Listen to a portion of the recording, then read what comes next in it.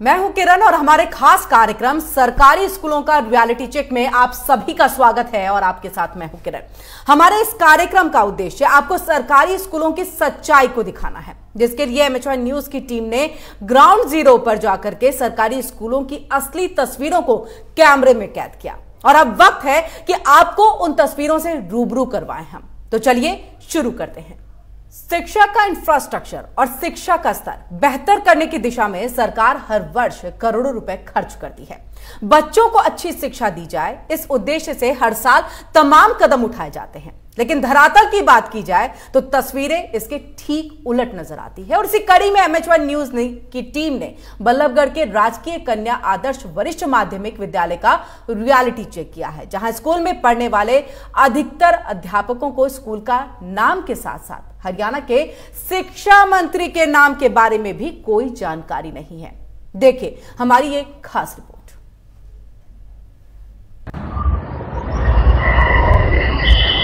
शिक्षा को इस समय व्यापारीकरण करने में प्राइवेट जो स्कूल हैं वो बिल्कुल भी कसर नहीं छोड़ रहे हैं, परंतु सरकारी स्कूलों में आखिर क्या कुछ दिक्कत है? आखिर अभिभावक जो हैं अपने बच्चों को सरकारी स्कूल में क्यों नहीं पढ़ने भेजते? इन तमाम सवालों को लेकर के MH1 की जो टीम है वो पहुंची है। बल्लभगढ़ का ये सरकारी स्कूल है, राजकीय कन्या आदर्श वरिष्ठ माध्यमिक विद्यालय बल्लभगढ़ का ये स्कूल है और इस स्कूल के हम रियलिटी चेक करेंगे और जानेंगे कि आखिर स्कूल में जो बच्चे पढ़ने आते हैं उनको कैसी शिक्षा मिल रही है, क्या कुछ यहाँ पर जो है फैसिलिटी है। इसके अलावा जो सरकारी स्कूल में जो अध्यापक पढ़ाते हैं उनकी पढ़ाई को लेकर के बच्चों का क्या कुछ कहना है, और साथ ही साथ हम स्कूल के जो अध्यापक हैं उनसे भी बात करेंगे और जानेंगे कि आखिर उनके जो बच्चे हैं वो आखिर कहाँ पढ़ते हैं। चलते हैं स्कूल में और जानते हैं स्कूल की क्या कुछ है हकीकत। स्कूल में अंदर घुस चुके हैं हम और स्कूल के एंट्री पॉइंट पर ही हम बता दें कि क्या कुछ व्यवस्था स्कूल के अंदर, फैसिलिटी क्या कुछ है। पीने के पानी की व्यवस्था के लिए RO लगाया हुआ है और वैसे भी जो है वॉश बेसिन के लिए, हाथ धोने के लिए भी यहाँ पर जो है वो व्यवस्था की गई है। इसके अलावा दूसरी तरफ अगर जो हम कैमरा करें तो यहाँ पर देखिए कुछ जो टेबल्स वगैरह हैं वो भी टूटी हुई हैं। इसके अलावा जो व्यवस्था इस स्कूल की अगर बात करें, क्योंकि करोड़ों रुपए लगा करके इस बिल्डिंग को बनाया गया और हाल ही में जो परिवहन मंत्री इस समय जो उच्च शिक्षा स्तरीय जो मंत्री हैं वो उनके द्वारा इसका जो है वो उद्घाटन किया गया था, उसको बनाया गया था। इसके अलावा शौचालय जरूर हम देखना चाहेंगे, क्योंकि प्राइवेट स्कूलों में व्यवस्थाएं बहुत अच्छी होती हैं, इसीलिए अभिभावक जो है वो अपने बच्चों को प्राइवेट स्कूल में डालना चाहते हैं। और ये जो स्कूल है फिलहाल लड़कियों का ही है, यानी कि यहाँ पर जो है वो कन्याएं पढ़ने आती हैं। अब चलेंगे हम क्लासों में और जानेंगे बच्चों से शिक्षा के बारे में, अध्यापकों से यहाँ की व्यवस्थाओं के बारे में तमाम सवाल करेंगे और उनसे लेंगे हकीकत का जायजा। सर आपका शुभ नाम? My name is Govind Singh Tomar. Govind ji, class कौन सी? 7th A। 7th A। School का नाम बताओ। GGM triple Ballabhgarh. हिंदी में? Government senior model senior secondary school Ballabhgarh. Hindi में? राजकीय वरिष्ठ कन्या राजकीय कन्या हिंदी रिपीट वो आ रही ना कि इंग्लिश में। सर आप जिस स्कूल में पढ़ा रहे हो उस स्कूल का हिंदी में आपको नाम नहीं पता? नहीं पता तो है, बता दीजिए सर। राजकीय कन्या वरिष्ठ माध्यमिक विद्यालय बल्लभगढ़। राजकीय कन्या वरिष्ठ माध्यमिक विद्यालय वरिष्ठ माध्यमिक विद्यालय। मैम आपका शुभ नाम क्या है? सुमन कुमारी। सुमन जी, हाँ जी। स्कूल कौन सा है? Government girls model senior secondary school Ballabhgarh. Hindi में? राजकीय कन्या आदर्श विद्यालय। फिर से बताइए। राजकीय कन्या माध्यमिक सीनियर सेकेंडरी को क्या कहते हैं हिंदी में? माध्यमिक विद्यालय। चलिए, क्या सब्जेक्ट पढ़ाते हैं? इंग्लिश पढ़ाते हैं। मैं आपके बच्चे उम्र बताइए। किसकी बच्चों की उम्र? आपके बच्चों? मैं अपने बच्चों की 21 मेरी बेटी है। तो वो पढ़ के मतलब मेरे हिसाब से कॉलेज वगैरह में? कॉलेज वगैरह में। चलिए, उनकी जो नीचे की जो पढ़ाई है, यानी कि जो पहली से और 10वीं तक की 12वीं तक की पढ़ाई है, वो कौन से स्कूल में कराई है? मेरे बच्चे प्राइवेट स्कूल से ही पढ़े हैं। प्राइवेट स्कूल से पढ़े। प्राइवेट से। हरियाणा। नाम क्या आपका? धीरा दुआ। धीरा दुआ। कौन से स्कूल में पढ़ा रही हैं? Government school. हिंदी में बताइए। राजकीय कन्या उच्च वरिष्ठ माध्यमिक विद्यालय बल्लभगढ़। जी। क्या पढ़ा रहे हैं? साइंस विज्ञान। ट्रेनिंग पे चल। ट्रेनिंग पे। अच्छा, कोई बात नहीं। शिक्षा मंत्री कौन है? शिक्षा मंत्री कंवरपाल सिंह गुर्जर। कंवरपाल सिंह गुर्जर हरियाणा।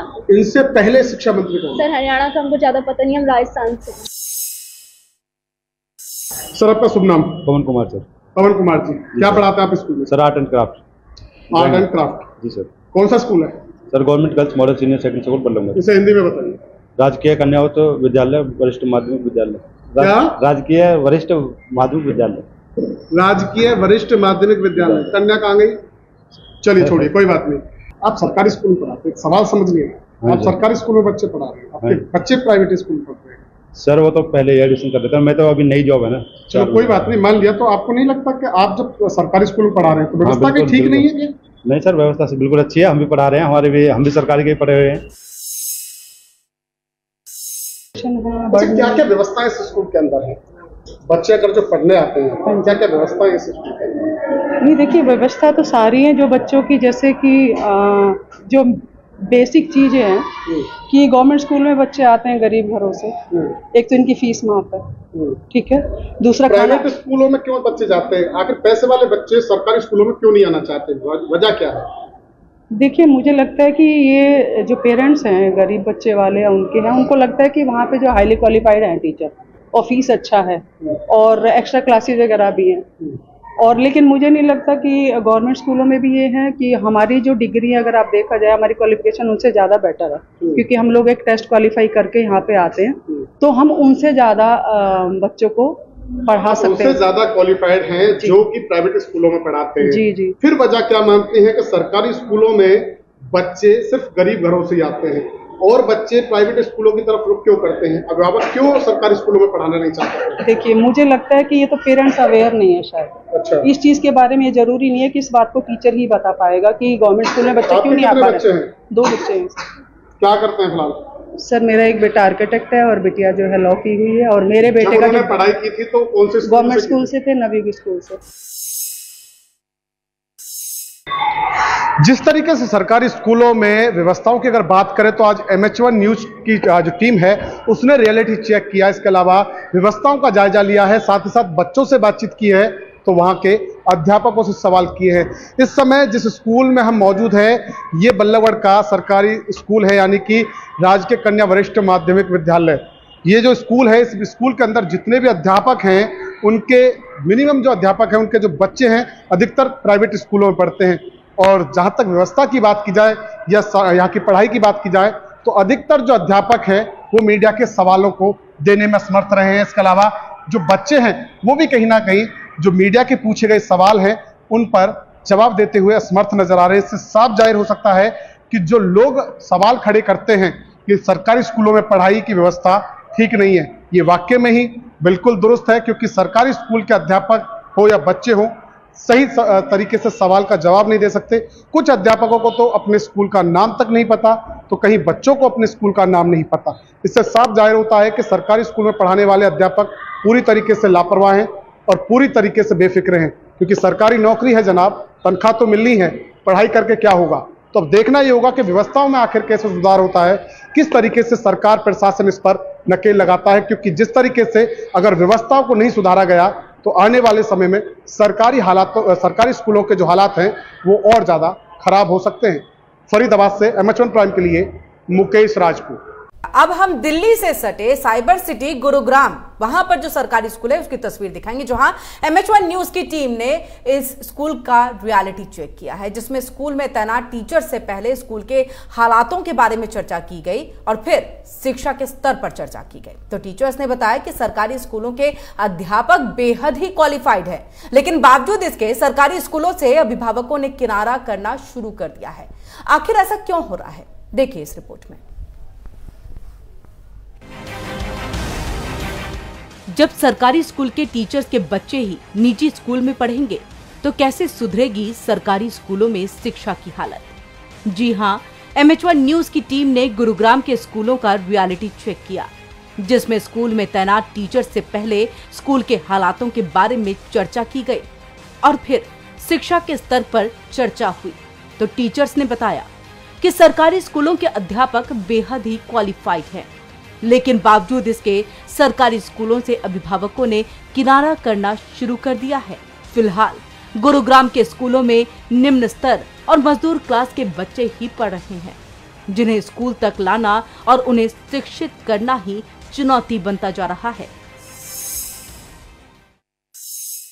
क्या परेशानी आती है आपको? क्या लगता है कि ये इम्प्रोवाइज होना चाहिए? सर थोड़ी बहुत बेंच वगैरह की करनी चाहिए और बस, और कुछ नहीं, ज्यादा दिक्कत नहीं है। हम बता बढ़िया अपना। My name is Naina Kumari, I read in 10th A class. परेशानियाँ क्या आती हैं पढ़ने में? परेशानियाँ तो वैसे कुछ नहीं आती, जो आती तो हम सर से बता दें, सर हमारी हेल्प करने की कोशिश करते हैं। My name is Nikita, I am student of class 10th A। आपको क्या लगता है स्कूल में क्या कुछ और होना चाहिए, जैसे बेंच की बात करें या कुछ भी? सरकार से क्या कहना चाहते हैं आप? धीरे धीरे डेवलपमेंट्स हमारे स्कूल में वैसे होंगे। अभी तो बहुत सारी हमें हेल्प मिली है स्कूल की गवर्नमेंट की तरफ से, और बेंचेस की सुविधा और होंगी तो अच्छा। वहीं जब हमारी टीम ने सरकारी स्कूल के टीचर्स से पूछा कि उनके बच्चे कहां पढ़ रहे हैं, तो सभी का जवाब था निजी स्कूलों में।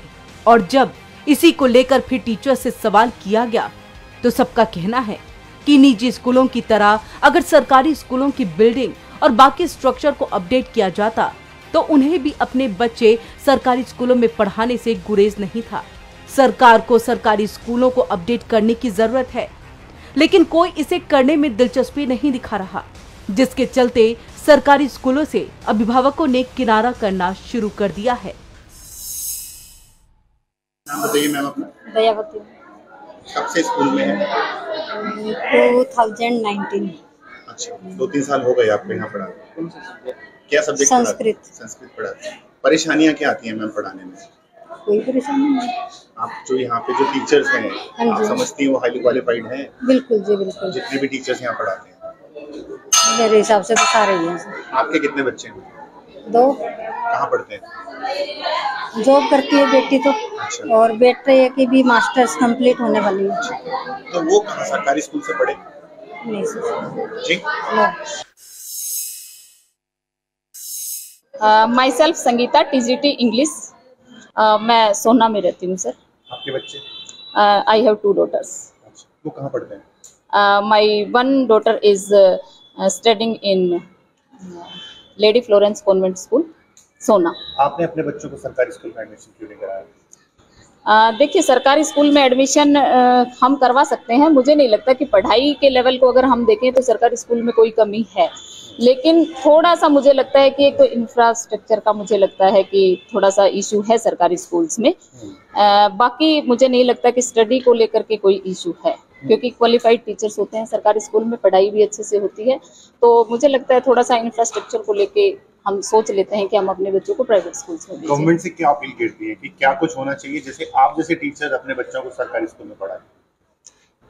गवर्नमेंट से सबसे पहले तो मैं यही कहना चाहूंगी कि जो हमारे स्कूल के जो इंफ्रास्ट्रक्चर हैं बेसिकली वो इम्प्रूव किए जाएं। इंफ्रास्ट्रक्चर से क्या मतलब है? क्या इंफ्रास्ट्रक्चर में बेसिक्स जैसे बेंचेस होने चाहिए हर क्लास में, हैं भी लेकिन कई क्लासेस में नहीं भी हैं बेंचेस, ठीक है। और बाकी पेंट वगैरह, बिल्डिंग अच्छी होनी चाहिए सर, है ना।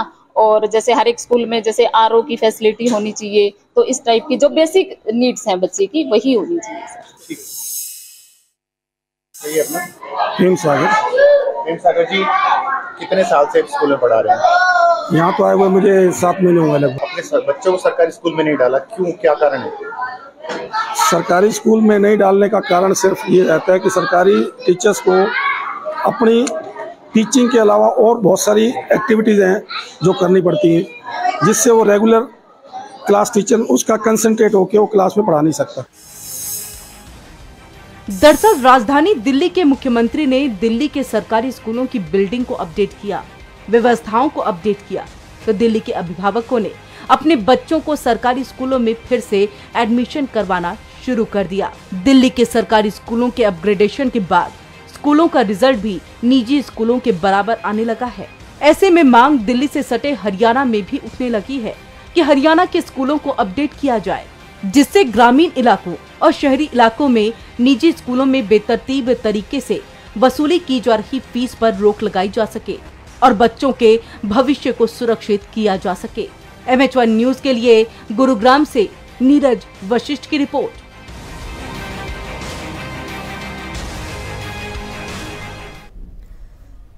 तो सरकारी स्कूल का MH1 न्यूज की टीम ने रियलिटी चेक किया। वो तस्वीरें आपके सामने रही। तमाम टीचरों से बातचीत की गई है। क्या वजह है कि सरकारी स्कूल में व्यवस्था अच्छी नहीं है, शिक्षा अच्छी नहीं है, या फिर उनके बच्चे क्यों नहीं पढ़ने जाते? तमाम सवालों का उन्होंने जवाब दिया और बेबाकी के साथ उन्होंने जवाब दिया। लेकिन अब इसी पर सवाल अब सरकार से होगा, इसी पर सवाल होगा पूर्व शिक्षा मंत्री से भी, और इसी पर सवाल होगा तमाम उन अधिकारियों से भी जो इसके लिए जिम्मेदार हैं कि क्यों सरकारी स्कूल की व्यवस्था दुरुस्त नहीं है। रियलिटी चेक के जरिए इस बात को क्लियर समझा जा सकता है, क्योंकि 2025 तक जो शिक्षा मंत्री है उन्होंने कहा था कि प्रधानमंत्री जी का जो एक पूरा प्लान है शिक्षा को लेकर के कि नई राष्ट्रीय शिक्षा नीति को लागू कर दिया जाना चाहिए। तो क्या ये संभव लग रहा है? जिस तरह से आज सरकारी स्कूलों की हालत है, बच्चों की स्थिति है, अध्यापकों की स्थिति है जिन्हें उन्हें शिक्षा दिलवाना है, उन अध्यापकों को अगर स्कूल का नाम नहीं पता है, अगर इंग्लिश से हिंदी में ट्रांसलेट भी नहीं कर पा रहे हैं, तो क्या यह संभव है कि 2025 तक नई शिक्षा नीति को हरियाणा में, यानी कि पूरे हरियाणा में लागू कर दिया जाए? और चलिए हम सीधे बातचीत कर लेते हैं अपने संवाददाता मुकेश राजपूत से, जिन्होंने रियलिटी चेक किया है, सरकारी स्कूल में गए। मुकेश, आपसे हम जानना चाहेंगे, क्योंकि आप स्कूल में पहुंचे थे और वहां पर आपने तमाम टीचरों और बच्चों से भी बातचीत की है, तो अध्यापकों की स्थिति को देखकर ऐसा लगा नहीं कि 2025 तक जो शिक्षा मंत्री कह रहे थे कि नई शिक्षा नीति को हम लागू कर देंगे पूरे हरियाणा में, संभव है, लग रहा है? देखिए किरण, बिल्कुल, क्योंकि जब हमने रियलिटी चेक किया, हमारी टीम जब स्कूल के अंदर पहुंची तो बड़ी अचरज भरी बात ये नजर आई कि जिस स्कूल में वो लोग पढ़ा रहे हैं पिछले काफी लंबे समय से, उस स्कूल का नाम उन्हें नहीं पता। हरियाणा के जो शिक्षा मंत्री हैं उनका नाम नहीं पता। ऐसे में हरियाणा सरकार की तरफ से लगातार तमाम व्यवस्था जो है सरकारी स्कूलों में बनाई गई है। बेहतर शिक्षा के लिए जो है तमाम चीजें जो है वो कहीं ना कहीं सरकार द्वारा की जा रही है। लाखों करोड़ों रुपए हर साल जो है वो शिक्षा के नाम पर पानी की तरह बहाए जाते हैं, परंतु जो स्कूलों में पढ़ाने वाले अध्यापक हैं वो पूरी तरीके से लापरवाह है। इसका साफ जो एक तरीके से कह सकते हैं कि साफ जो दृश्य है वो हमने देखा है स्वयं जब हम बल्लभगढ़ के राजकीय कन्या जो आदर्श वरिष्ठ माध्यमिक विद्यालय बल्लभगढ़ जब पहुंचे, तो वहां पर जब हमने अध्यापकों से बात की तो अध्यापक अपने स्कूल का नाम बताने में असमर्थ नजर आ रहे हैं। अध्यापक देश का जो राष्ट्रपति हैं उनका नाम बताने में असमर्थ नजर आ रहे हैं। तो ऐसे में साफ जाहिर है कि ऐसे में बच्चों को क्या शिक्षा वो लोग जो है वो दे रहे होंगे। हालांकि हमने छात्रों से भी बात उस स्कूल के अंदर की थी तो उन्हें भी स्कूल का नाम नहीं पता।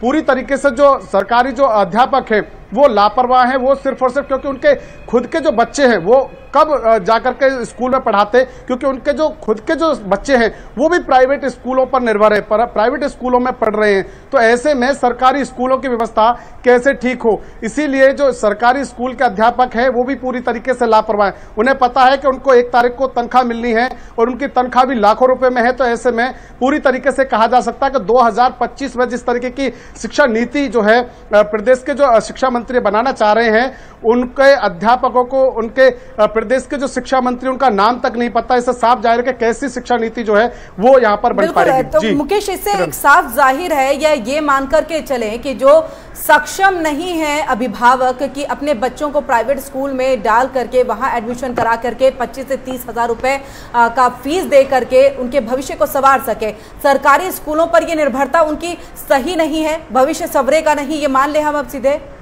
और मुकेश, आपको हम यहाँ पर रोकना चाहेंगे। हमारे साथ यहाँ पर शिक्षा मंत्री कंवरपाल गुर्जर जी जुड़ चुके हैं। आपका बहुत बहुत स्वागत है सर। धन्यवाद जी, धन्यवाद जी। सर, हमने MH1 न्यूज की टीम ने सरकारी स्कूलों का जो है वो निरीक्षण किया, वहां जाकर के उन्होंने रियलिटी को चेक किया है, लेकिन स्थिति सर सही नजर नहीं आई है। आप ही की तरफ से अगर हम कहें तो 10 अप्रैल को ये बात कही गई थी कि 2025 तक हम प्रधानमंत्री जी की का जो सपना है नई शिक्षा नीति को लागू करने का 2025 तक लागू कर देंगे। सर, संभव नहीं नजर आ रहा है।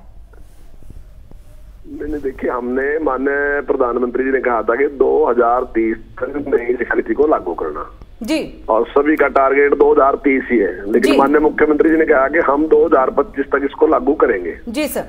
तो उस पे हमने काम शुरू कर रखा, जो जो उसमें टारगेट दिए गए थे उन टारगेटों की तरफ हमारा उस पर कोशिश कर रहे हैं। लेकिन कंवरपाल जी, जब बेस ही मजबूत नहीं है, क्योंकि जो हमारे रिपोर्टर वहां पर पहुंचे और वहां पर उन्होंने जब टीचरों अध्यापकों से बातचीत की तो वो स्कूल का नाम तक नहीं जानते थे, यहां तक कि सर आपका नाम नहीं जानते थे। वो बच्चों को क्या शिक्षा दे रहे होंगे, ये सोचने वाली बात है। नहीं, अगर ऐसा जैसा आप कह रहे हैं कि वो नाम नहीं जानते थे और शिक्षा मंत्री का नाम नहीं जानते थे, बात तो आपकी सही है, गंभीर है मामला ये, लेकिन ऐसा है नहीं। काफी अच्छे परिणाम हैं हमारे स्कूलों के, और इस प्रकार जिस प्रकार से हमारे स्कूलों ने बहुत ही अच्छा, अब की बार हमारे में समझता हूँ 245 बच्चे जो हैं हमारे हरियाणा के सरकारी स्कूलों के, जो IIT में जिनका एडमिशन होने लग रहा है, जिन्होंने JEE का टेस्ट जो है उन्होंने क्लियर किया, तो ये मैं समझता हूँ ये बहुत बड़ी उपलब्धि है, कोई छोटी बात नहीं है इतना। सर एक तरफ आप उपलब्धि दिखा रहे हैं, दूसरी तरफ ये स्थिति जी कंवरपाल जी, एक तरफ आप उपलब्धि बता रहे हैं, दूसरी तरफ ये स्थिति है, इस पर कहीं ना कहीं विचार करने की जरूरत है। तो वहीं हमारे साथ पूर्व शिक्षा मंत्री गीता भुक्कल जी भी जुड़ चुकी हैं। गीता जी, आपका बहुत बहुत स्वागत है MH1 न्यूज पर। जी ठीक है, गीता जी की फोन यहां पर कट गया है, हम दोबारा उनसे जुड़ने की कोशिश करेंगे। कंवरपाल जी, आप तक हम वापस आते हैं। सर, आप जहां पर एक तरफ एक जो JEE के रिजल्ट्स निकले थे उसकी बात कर रहे हैं, आप उसे कह रहे हैं एक बहुत बड़ी उपलब्धि है, मान सकते हैं, लेकिन अगर जो सरकारी स्कूल के बच्चे हैं उन्हें नाम तक नहीं पता है स्कूलों का, उन पढ़ कैसे रहे होंगे? क्योंकि इंफ्रास्ट्रक्चर पे भी जो टीचर्स है, अध्यापक है, वो सवाल खड़े कर रहे हैं। वो कह रहे हैं कि यहाँ पर इंफ्रास्ट्रक्चर ही सही नहीं है कि हम बच्चों को सही शिक्षा दे सके। नहीं, ये अगर कोई ये कह रहा कि इंफ्रास्ट्रक्चर नहीं है, मैं दावे के साथ कह रहा कि देश में जो 1-2 नंबर स्टेट है उनमें से हमारा है। सबसे अच्छे स्कूल हमारे हैं, और मतलब बिल्डिंग के हिसाब से हमारे स्कूल अच्छे हैं, और स्मार्ट क्लासरूम की संख्या की दृष्टि से भी हम अच्छे हैं, और जो हमारा वोकेशनल एजुकेशन है वो देश में नंबर 1 है। इस टाइम 2 लाख से ज्यादा बच्चे हमारे इस टाइम ले रहे हैं, और अभी हमने 6ठी क्लास में, जो आपने अभी कहा कि नई शिक्षा नीति का जो नेशनल एजुकेशन पॉलिसी है, वो हमने 6ठी क्लास से शुरू कर दी, और 96,000 से ज्यादा बच्चे हमारे वोकेशनल एजुकेशन 6ठी क्लास से शुरू कर रहे हैं। तो ये मैं समझता हूँ ये बड़ी भारी उपलब्धि है। नहीं सर, आप ये बहुत सारे स्कूलों की उपलब्धियों को बता रहे हैं, लेकिन मैं मात्र एक स्कूल आपको सिर्फ फरीदाबाद में बल्लभगढ़ के स्कूल की बात बता दूं, जिसका नाम राजकीय कन्या आदर्श वरिष्ठ माध्यमिक विद्यालय है, जहां का रियलिटी चेक किया गया। वहां अगर इस तरह की स्थिति है तो बाकी स्कूल अगर जाएंगे तो कैसी स्थिति नजर आएगी? आप सोच सकते हैं सर, इससे मात्र एक स्कूल में ऐसी स्थिति है जहां पर टीचर्स ये कह रहे हैं कि इंफ्रास्ट्रक्चर की कमी की वजह से हम अपने बच्चों को सरकारी स्कूल में नहीं डाल करके हम प्राइवेट स्कूल भेजते हैं। मैं ये नहीं कह रहा मैडम कि सारे स्कूल हमारे इतने ही बढ़िया हैं। 14,000 स्कूल हैं, उन 14,000 स्कूल में मैं मानता हूँ कि 100-200 स्कूल ऐसे होंगे कि जहाँ बिल्डिंग सही, लेकिन अभी पिछले सालों में जितनी बिल्डिंग हमने नई बनाई और जितनी नई हम बनाने लग रहे हैं, और उसके साथ साथ स्कूलों में जो छोटे काम है उसके लिए भी 25-25 लाख रुपए स्कूलों में दे रहे। हमने एक योजना बना के दी कि सभी स्कूलों में ड्यूल डेस्क होगा, सभी स्कूलों की 4 दीवारी होगी, सभी स्कूलों का रास्ता होगा, पीने का पानी अच्छा होगा, शौचालय होगा, ग्राउंड प्लेन होगा, ये सारी चीजें हमने कर दी। और SMC को ही सीधे 25 लाख रुपए दे रहे हैं, SMC स्वयं ही खरीद कर रही, स्वयं ही सारे काम कर रही। अभी तक हमने 27 एजुकेशन ब्लॉक दोनों कामों के लिए चुने, वो काम हमने पूरा कर लिया, और इस साल हमारा टारगेट है कि सारे स्कूलों को कंप्लीट कर देंगे। इस मामले में कोई भी ड्यूल डेस्क के बिना नहीं रहेगा, कोई भी 4 दीवारी रास्ता, पीने का पानी, शौचालय, इसमें इससे वही कोई नहीं रहेगा। ठीक है, ये मैं समझता हूँ बहुत बड़ा काम है। तो सर इसके पीछे आप देखिए, मानता हूँ लेकिन बहुत कम स्कूल है ऐसे।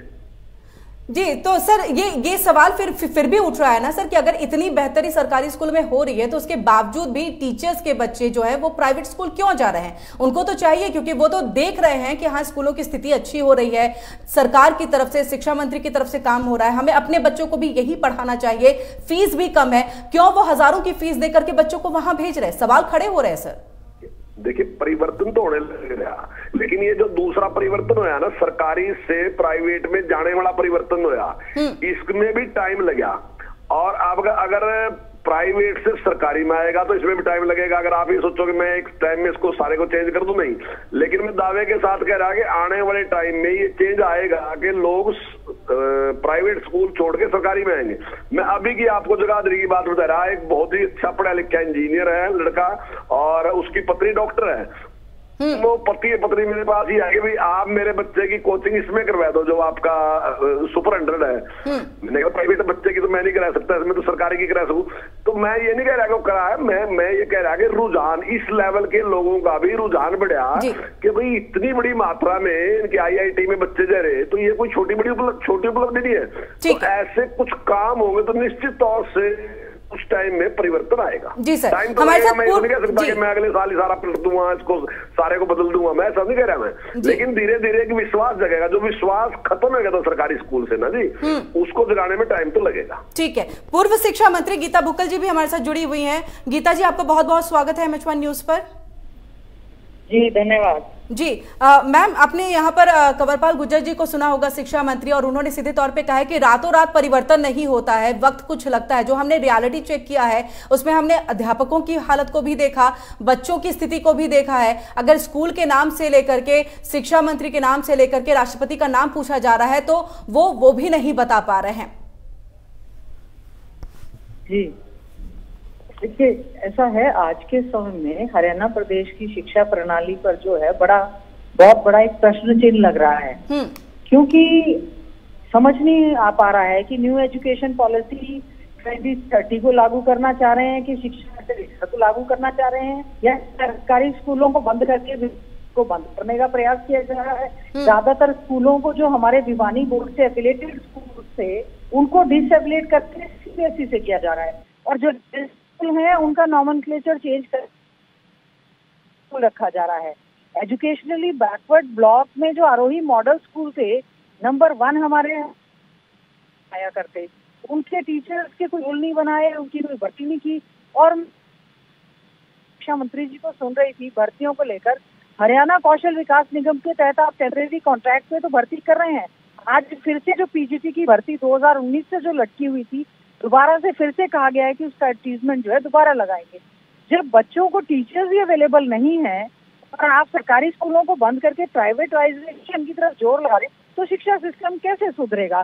केवल मात्र कुछ एजेंसियों को हायर करके इवेंट मैनेजर्स हैं क्या बहुत अच्छे, सारी दीवारें पोत दी, सारे स्लोगन लिख दिए, लेकिन बच्चे भी चाहिए और टीचर चाहिए। जैसे आज के समय हरियाणा के सरकारी स्कूलों में बहुत ज्यादा सर जी, कंवरपाल जी आप तक आवाज पहुंच रही है जी। सर यहाँ पर आपने गीता जी को भी सुना जी। देखिए बहन जी जो बात कह रही ना जी, ये बातें सारी विधानसभा में उठी हैं जी, और हमने वहां भी इसका जवाब दिया है कि देखिए स्कूल बंद करने वाली जो बात कह रहे हैं ना जी, स्कूल हमने कोई नहीं बंद किया। कुछ स्कूल ऐसे हैं, 100 के करीब कोई स्कूल ऐसे हैं जो 100 कुछ, तो जो हमने बंद किए जिनकी संख्या 10 से भी कम थी बच्चों की, उनमें से 66 स्कूल हमने दोबारा फिर शुरू कर दिए, क्योंकि गाँव ने इंटरेस्ट लिया और उन्होंने कहा जी हमारे बच्चे 25 हो गए, और हमने दोबारा फिर वो स्कूल सारे के सारे कर दिए, दोबारा शुरू कर दिए। कुछ स्कूल मर्ज करने की बात आई थी, तो अब मर्ज करने को भी एक इस प्रकार से उसका प्रचार हो गया कि स्कूल हमने बंद कर दिया। वास्तविकता में उसमें ऐसा नहीं था कि जैसे एक बिल्डिंग में ही स्कूल है, 5वीं का भी है, 8वीं का भी है, 10वीं का भी है, 12वीं का भी है, तो हर उसका स्कूल का हेड अलग था, 5वीं का हेडमास्टर अलग था, 8वीं का अलग था, 10वीं का अलग था, और 12वीं का प्रिंसिपल अलग था।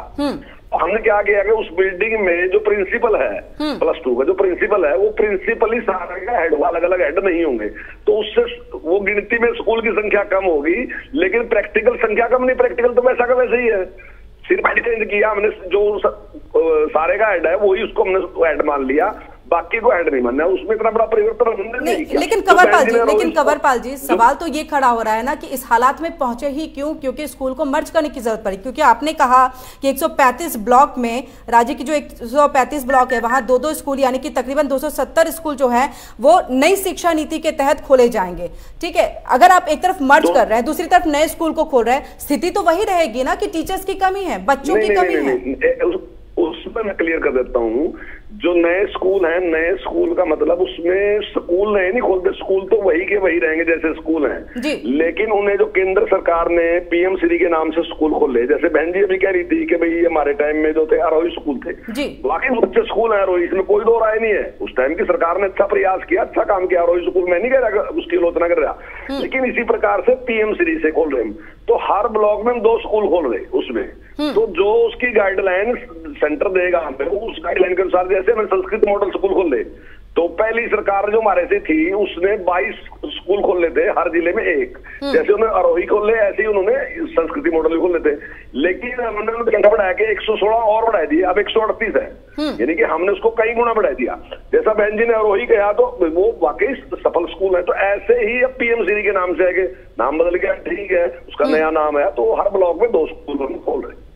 जी गीता जी, आपके पास हम आएंगे। जिस तरह से उन्होंने कहा कि आरोही स्कूल आप लोगों ने खोला, हाँ अच्छा आप लोगों की तरफ से प्रयास था शिक्षा को लेकर के, लेकिन सही से चला नहीं, शायद इसीलिए बंद करना पड़ा होगा, जिसको लेकर आप भी बार बार कह रही हैं कि आरोही स्कूल को बंद करना पड़ा। जी, राष्ट्रीय स्तर पर एजुकेशनली बैकवर्ड ब्लॉक का सर्वे हुआ जी, और हमारे हरियाणा के 36 एजुकेशनली बैकवर्ड ब्लॉक डिक्लेयर हुए, जिसमें हमने स्कूल खोले पर, और वो बहुत अच्छे से एक्सेल कर रहे थे। जब हमारे भारतीय जनता पार्टी की सरकार जिस समय बनी, उस समय 2016 में नए रूल्स की बात हुई कि they are as good as हमारे जो बाकी स्कूल हैं। अब इन्होंने उसमें कोई भर्ती नहीं की, बच्चों की शिक्षा घटती जा रही है, जबकि वो पूरे देश भर के, वो हमारे राज्य के स्कूल नहीं है, ना ही राज्य के फंडिंग है, हमारी भारत सरकार की फंडिंग थी। दूसरी बात, आप ही हमारे आदरणीय भाई शिक्षा मंत्री जी कह रहे थे कि पीएमसीडी के नाम से हम हर ब्लॉक में स्कूल खोलने जा रहे हैं, तो जो ऑलरेडी एग्जिस्टिंग स्कूल है उनका भविष्य क्या होगा। दूसरी बात मैं कहना चाहती हूँ, 4 स्कूल बाल वाटिकाएं सरकार में ऐलान किया, माननीय मुख्यमंत्री जी ने, वित्त मंत्री ने चौथे बजट में भी पढ़ा, लेकिन एक सिंगल भर्ती भी आप नहीं कर रहे हैं। आप ये कह रहे हैं कि उसमें हमारी एग्जिस्टिंग आंगनवाड़ी वर्कर्स जो हैं उसमें आंगनवाड़ी में बच्चों को पढ़ाएंगी, तो आप मुझे ये बताएं, आंगनवाड़ी वर्कर हमारी क्या इच्छम है कि वो बच्चों को बेस को सही सुधार पाएंगी। और अभी फिर ये कि हमारा जो 5+3+3+4 का जो सिस्टम आगे आया है, उसमें हम उसको एग्जीक्यूट भी कर रहे हैं या नहीं कर रहे हैं। केवल हम कह रहे हैं कि नई राष्ट्रीय नीति को हम 25 में लागू कर देंगे, जबकि हम बजट की प्रोविजन कर नहीं रहे हैं। और रेगुलर भर्ती आप नहीं कर रहे हैं। सबसे बड़ी बात तो ये, रेगुलर भर्ती नहीं कर रहे हैं। बेरोजगार एक्सेट सीटेट पास हुआ हरियाणा प्रदेश का आज के समय में हमारा घूम रहा है। क्या कारण है? देखिए, मैं कम से कम शिक्षा के नाम पे कोई राजनीति नहीं करना चाहती। हम चाहते हैं कि हरियाणा के स्कूल बहुत अच्छा एक्सेल करें, हमारे बच्चे आगे बढ़े। हमारे स्कूलों को सेंटा के नाम पर इन्होंने, सेंटा के थ्रू भर्ती जो कर रहे हैं, एक भी इंग्लिश मीडियम का टीचर, आप कह रहे हैं प्राइमरी मॉडल संस्कृति बना रहे हैं, मिडिल स्कूल और सीनियर सेकेंडरी स्कूल, तो ये ऑन रिकॉर्ड बता दें श्वेत पत्र जारी करके कि कितने इंग्लिश मीडियम के जो टीचर हैं जिनकी की भर्ती सरकार ने करने का काम किया है। और आप रैशनलाइजेशन के नाम पे जो स्कूल बंद किए हैं, आप कह रहे हैं कि हमने मर्ज किए हैं, तो जो 1-2 किलोमीटर पर बच्चे हमारे जाते हैं, आज तक उनके लिए बसों की कोई भी व्यवस्था हो नहीं पाई है। दूसरा, जो बच्चा सरकारी स्कूल में जाएगा हम 700 रुपए देंगे, जो प्राइवेट स्कूल, जो सरकारी स्कूल में जाएगा उससे 500 रुपए लेंगे, प्राइवेट स्कूल में जाएगा 700। ये तो एक हिडन एजेंडा है। सारे के सारे इस तरह तो गरीब दलित का बच्चा, गरीब परिवार का बच्चा वो कैसे शिक्षा लेगा? तो इसमें मुझे समझ नहीं आता। शिक्षा का अधिकार कानून आ चुका है। ठीक है कंवरपाल जी, गीता जी ने कई सारे सवाल खड़े किए। इसी के साथ मैंने आपसे एक सवाल मैं सिर्फ जोड़ दे रही हूँ, क्योंकि ये एक स्कूल की तस्वीर हमने नहीं दिखाई। हम इवन गुरुग्राम भी गए हैं, जो आप सोच सकते हैं कि साइबर सिटी है, जहां पर कहते हैं कि शिक्षा व्यवस्था बहुत अच्छी है, लेकिन वो मात्र हमें प्राइवेट में नजर आई, सरकारी में नहीं दिखी है। सर, सवाल खड़े हो रहे हैं। देखिए बहन जी, एक तो मैं आपके सवाल पे कहूँ, आपने बाद में बोल दिया कि आरोही स्कूल बंद रहे। आरोही स्कूल कोई बंद नहीं है अभी तक जी। आरोही स्कूल उसी प्रकार से अच्छा काम कर रहे हैं। दूसरा, बहन जी ने अभी कहा कि भाई टीचरों की भर्ती हम करने लग रहे हैं। टीजीटी की भर्ती अगले महीने तक की 7,400 से ज्यादा, 7400 से ज्यादा भर्ती हो जाएगी। इसी प्रकार से पीजीटी की है, वो भी 4400 से ज्यादा भर्ती हो जाएगी। वो ये बात कह रहे हैं कि हम HKRN से भर्ती कर रहे हैं। हाँ, ये सही है कि हम HKRN से भी 9,000 करीब भर्ती कर रहे हैं, तो लेकिन ये रेगुलर भर्ती भी हम करने लग रहे हैं। जैसा बहन जी ने भी कहा कि हम जो सरकारी स्कूल है वहां पैसे लेंगे, फीस लेंगे, और जो प्राइवेट में जाएगा उसको फीस देंगे। देखिए, जो हमने संस्कृति मॉडल स्कूल खोल लेना जी, उसमें हमने ये कहा कि जो बच्चा इसमें एडमिशन लेगा, अगर उसके अभिभावकों की आमदन 1,80,000 रुपए साल से ज्यादा है, केवल उसी बच्चे से हम फीस लेंगे, दूसरे से ले रहे हैं फीस कितनी। और इधर देने की बात यह है कि अगर गरीब आदमी ये कहता है कि मैं आपके स्कूल में नहीं दूसरे स्कूल में पढ़ाऊंगा तो उसको हम फीस देंगे। मतलब हम ये नहीं बाध्य कर सकते। मैं तो ये कहता हूँ ये अच्छा कंसेप्ट है कि हम कंपटीशन कर रहे हैं कि गरीब आदमी को इसलिए बाध्य नहीं कर रहे हम क्योंकि तो गरीब है इसलिए हमारे स्कूल में पढ़, हम तेरा बाहर एग्जाम नहीं करते। हम उससे कह रहे हैं कि अगर तुझे बाहर की एजुकेशन मिलती है तो हम तेरा बच्चा अगर 5वीं तक पढ़ता है तो हम 700 रुपए देंगे, 8वीं तक पढ़ता 100 रुपए देंगे, अगर वो 12वीं तक पढ़ता है तो हम 1100 रुपए देंगे। वो तेरी मर्जी है, तो हमारे पे पढ़ा, बहुत अच्छी बात है। अगर तुम हमारे पर विश्वास नहीं है तो प्राइवेट में पढ़ाना चाहता है तो इतनी फीस हम देंगे, बाकी आप अगर ज्यादा है तो फिर आप दोगे। लेकिन तो हम उससे ऐसा नहीं कर रहे, हम तो गरीब की मदद कर रहे। जो डॉक्टर भीमराव अम्बेडकर का सपना था उसको सही मैंने में साकार कर रहे। और अगर कुछ लोग हैं वो सोचते हैं कि हम फ्री में नहीं पढ़ाते, इसी करके सरकारी स्कूल में एडमिशन लेते, तो उनकी भी जो ईगो है उसको शांत करने के लिए मैंने कहा कि भाई अगर आप हमारे संस्कृति मॉडल स्कूल में आने लग रहे तो हम आपसे फीस लेंगे, क्योंकि आपके पास पैसे हैं, आप गरीब नहीं है, आप पैसे बड़े हैं। तो पैसे बड़े हैं, पैसे दे दो। कितने पैसे कितने बच्चे होंगे हमारे पास? बहुत थोड़े। वो तो केवल प्रतीकात्मक चीज है। नहीं कंवरपाल जी अभिभावकों को बहुत जल्दी से जवाब दीजिएगा सर। अभिभावकों को क्या चाहिए? उन्हें ये चाहिए कि उनके बच्चों को एक अच्छी शिक्षा मिल के, पैसे देने के बावजूद वो सिर्फ अच्छी शिक्षा की उम्मीद लगा करके बैठते हैं। अगर वही सरकारी स्कूल से मिलेगा तो क्यों प्राइवेट की तरफ अभिभावक जो है अपने बच्चों को लेकर के जाएंगे? तो अच्छी शिक्षा के लिए इंफ्रास्ट्रक्चर अच्छा होना चाहिए, स्कूलों की स्थिति अच्छी होनी चाहिए, अध्यापक अच्छे होने चाहिए। ये कितनी जल्दी मिल पाएगा? अगर इसका आश्वासन हम MH1 न्यूज के इस मंच पर आप दे सके तो। मैं बिल्कुल पूरा आश्वासन दे सकता हूँ। अभी तक भी हमारा रिजल्ट अच्छा है और सोमवार को रिजल्ट आएगा, उसके बाद आप देख लियो कैसा रिजल्ट आएगा, क्या रहेगा परिणाम। तो आने वाला टाइम है, वो बताएगा क्या रहेगा क्या नहीं रहेगा। लेकिन अभी तक जो हमारा आया वो मैंने आपसे बताया कि JEE का जो रिजल्ट आया वो बहुत जबरदस्त आया और अच्छे परिणाम है उसके। अरे ये कोई छोटी नहीं, बिल्कुल सर, उसके लिए वो एक बड़ी उपलब्धि है, वो एक बड़ी उपलब्धि है। लेकिन ये जो राजकीय माध्यमिक स्कूल की बात हमने बताई है, ये भी एक रियलिटी है जिस पर आपको एक ध्यान देने की जरूरत है और गुरुग्राम के सरकारी स्कूल पर भी ध्यान देने की जरूरत है। बहुत बहुत शुक्रिया कंवरपाल जी हमसे जुड़ने के लिए। तो वहीं गीता जी हमारे साथ जुड़ने के लिए और तमाम बातचीत करने के लिए, किस तरह से हरियाणा के स्कूलों की स्थिति अच्छी होगी, इस पर तमाम शिक्षा मंत्री और पूर्व शिक्षा मंत्री बातचीत हमसे कर रहे। तो हरियाणा के स्कूलों का रियलिटी चेक किया गया है। एक तो हम फरीदाबाद MH1 न्यूज की जो टीम है वो पहुंची थी और वहां पर तमाम अध्यापकों के साथ बातचीत हुई। क्या कुछ बातचीत हुई वो हमने आपको दिखाया।